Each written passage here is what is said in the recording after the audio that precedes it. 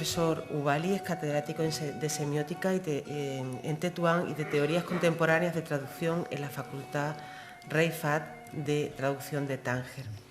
Es doctor por la Universidad de Rennes y ha impartido docencia sobre lingüística y didáctica de la lengua y también sobre teoría y práctica de traducción. Es miembro de la Asociación de Escritores Marroquíes en Lengua Española y pertenece al Consejo de Redacción de la revista Dos Orillas y Hércules Cultural. Nos va a presentar la vida de Ibn Saim, un hereje en fuga. Lo iba a titular Un hereje en fuga, en efecto. Buenas noches a todos. Mi agradecimiento al equipo organizador. Gracias por venir a asistir. Y pues el nombre completo del filósofo y sabio Ibn Sab'in consta de 10 nombres, además de otros sobrenombres como el Mursi, el murciano, el Ricuti, el Hakki, el Ghafaqi, el Ghaslani, el Maliki, Ibn Dara y el Andalusi. Y en el conocimiento de la mística fue nombrado honoríficamente por Qutb ad-Din, es decir, el polo de la religión. En lo referente a su famoso sobrenombre de Ibn Sab'in, las fuentes bibliográficas no explican tal nombramiento extraño, pero el mismo sabio da una pista en su epístola titulada An-Nuriya, la luminosa, y gracias a Esteban Lator, cuya bibliografía cito aquí, se sabe que Ibn Dara significa hijo del círculo, cuyo cálculo corresponde a 70 o Sab'in, según una notación Rumi. Así, Ibn Dara, o hijo del círculo, es también Ibn Sab'in. En mística, el interior del círculo representa la realidad aparente, algo así como la caverna de Platón, y el exterior, la verdad o la existencia absoluta, el mundo verídico, real. Algunos vieron en el círculo un cero, en el sentido filosófico de la palabra, y apodaron al sabio hijo del cero, de la nada, aludiendo a su visión mística y antimaterialista del mundo.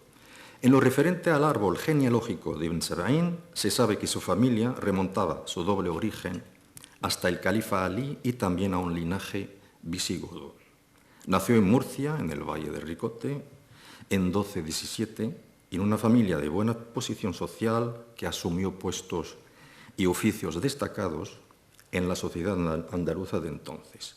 Su padre asumió cargos políticos y administrativos importantes, mientras que su hermano ejerció el cargo de emisario de Ibn Hud, el pontífice de Roma.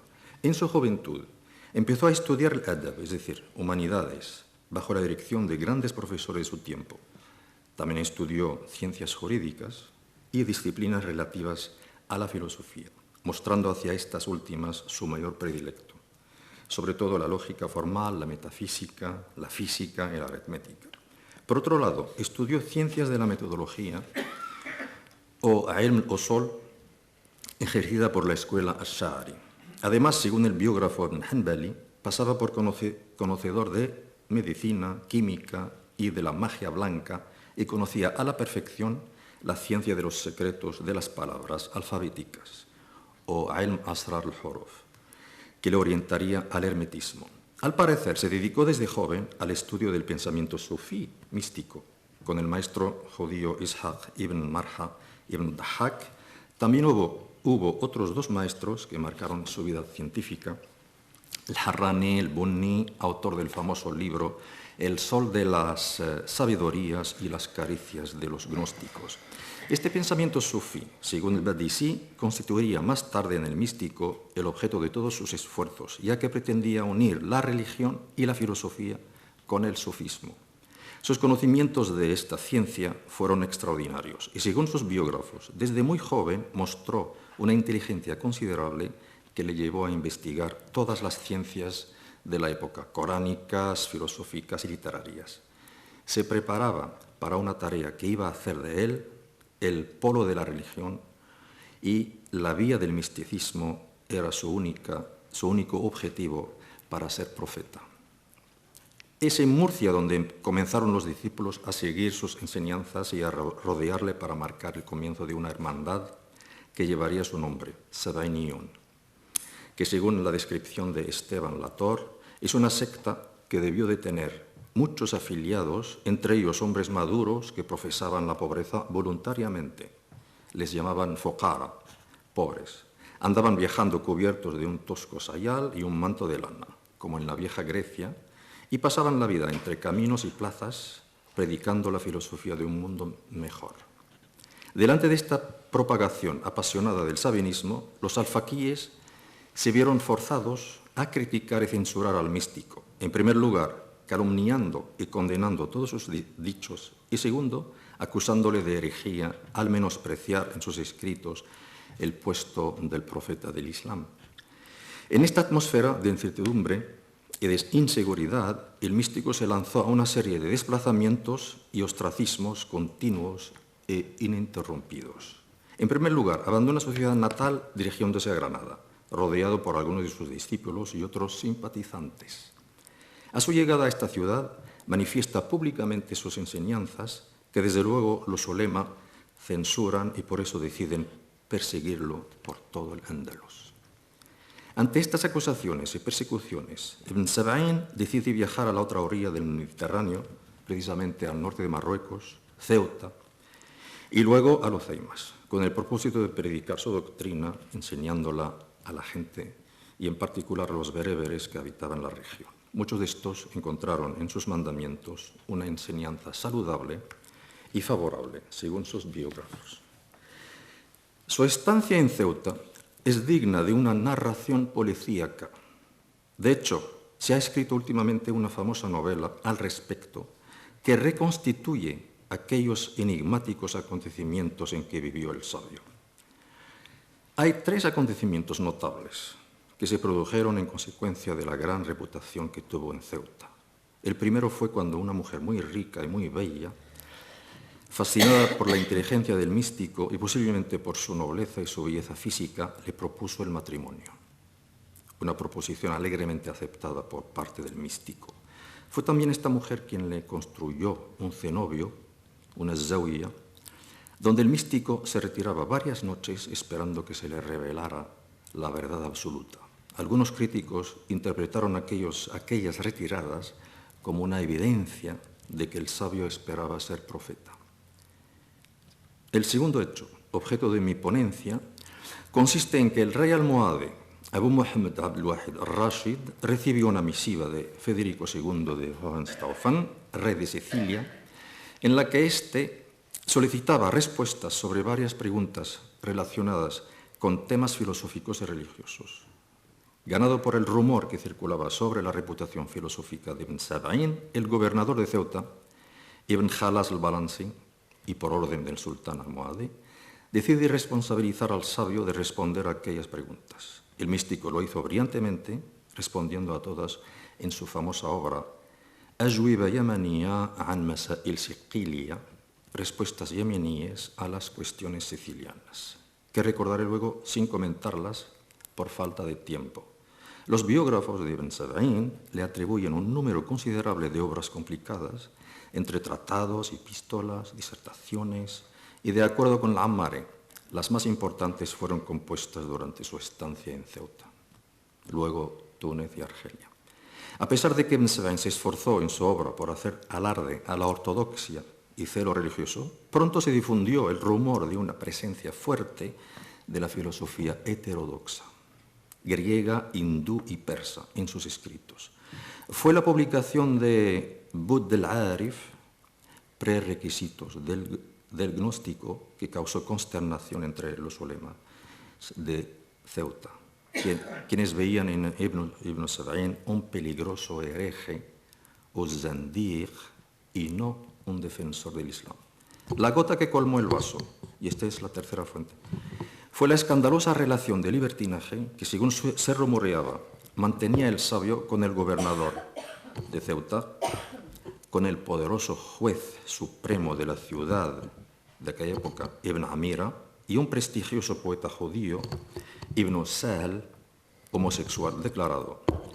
La investigación moderna aún no ha sido capaz de reconstruir las circunstancias exactas de aquellos acontecimientos. Se ha dado a entender que durante la estancia de Ibn Sab'in en Ceuta, su actividad cultural fue financiada por el dinero sucio y apoyado en su predicación por personas de mala reputación y sin fe, incluyendo su propia mujer. Se cree ahora que fue el mismo gobernador Ibn Khalas quien financió sus actividades intelectuales con una parte de los ingresos fiscales de aduanas de la ciudad.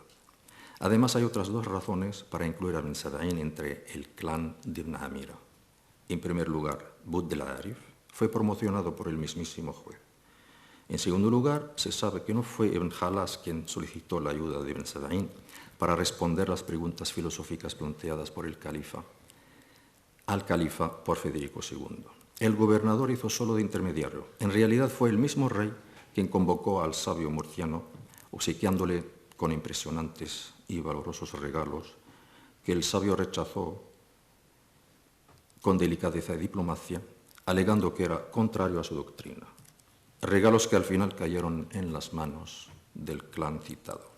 Ibn Khalas, como gobernador de Ceuta, acabó, a pesar suyo, dando razón a los alfaquíes, pero hizo la vista gorda sobre la expulsión de su amigo.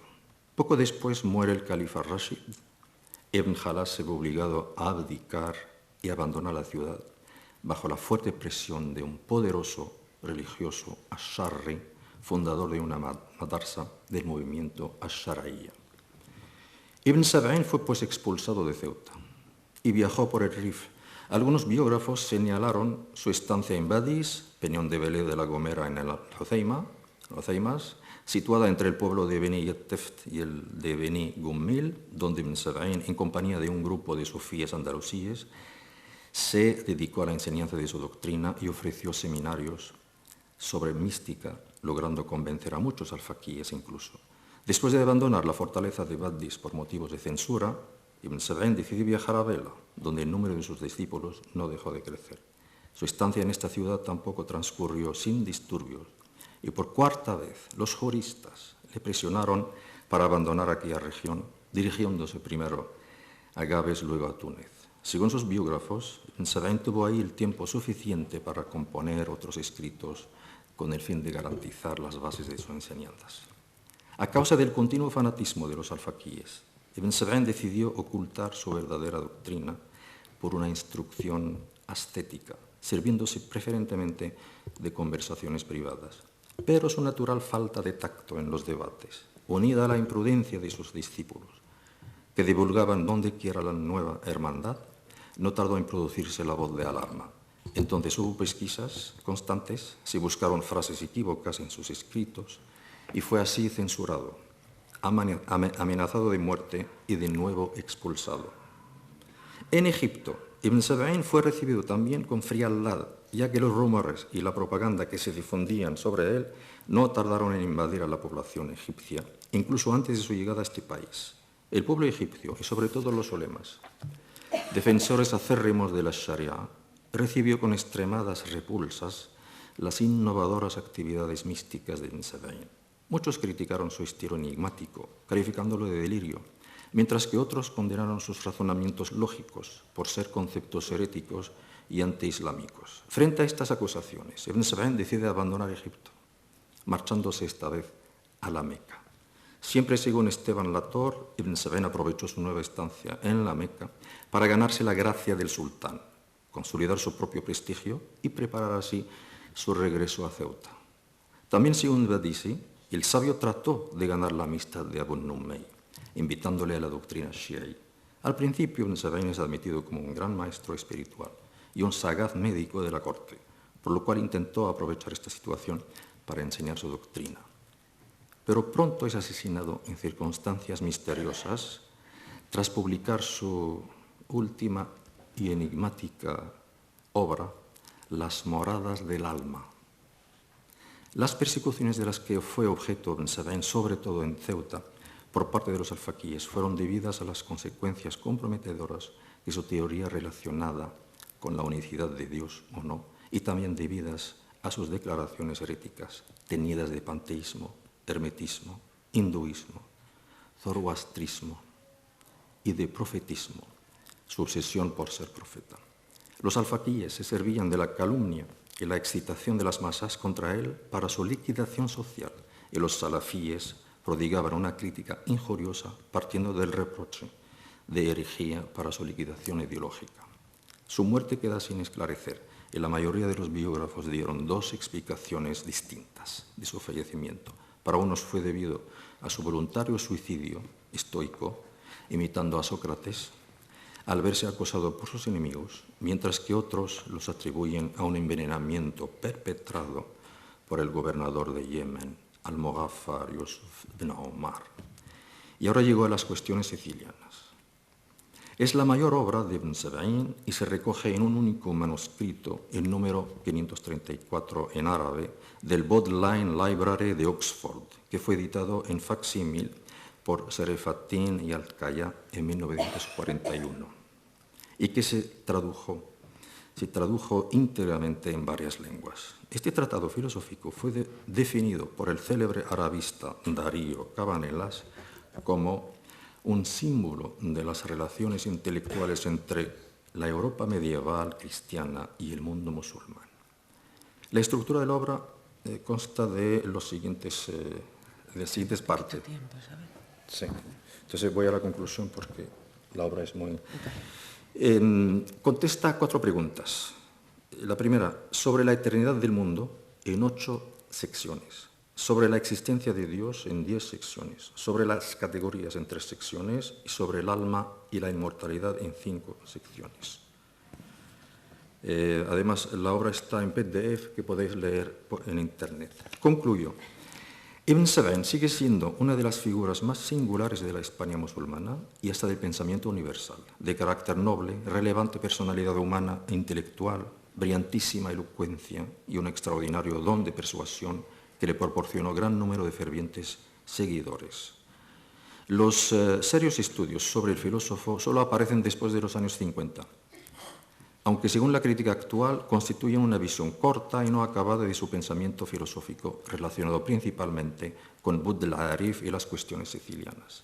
Después de los años 80, se piensa que la particularidad de este místico se manifiesta en la unión de 3 orientaciones diferentes: lo peripatético, lo místico y lo semiótico, donde la última es muy privilegiada por la crítica, teniendo en cuenta su escrito sobre Ilm Asrar al-Huruf o ciencia de los secretos de las palabras. Este pensamiento semiótico hermético tiene una presencia muy intensa en el discurso sabainí, encuadra el método sobre el cual este discurso ha sido edificado, le transmite una cierta dialéctica y una cierta clasificación de las ciencias filosóficas y le impone una lógica en la cual su enseñanza mística ha sido edificada. Su gran mérito fue la severa crítica que dirigió a los filósofos, tanto musulmanes como cristianos, anteriores como contemporáneos, por haber mal interpretado a Aristóteles, aquellos islamizándolo, estos cristianizándolo. Hoy en día existen, hasta ahora hay 14 tesis doctorales sobre su doctrina. Gracias por vuestra atención.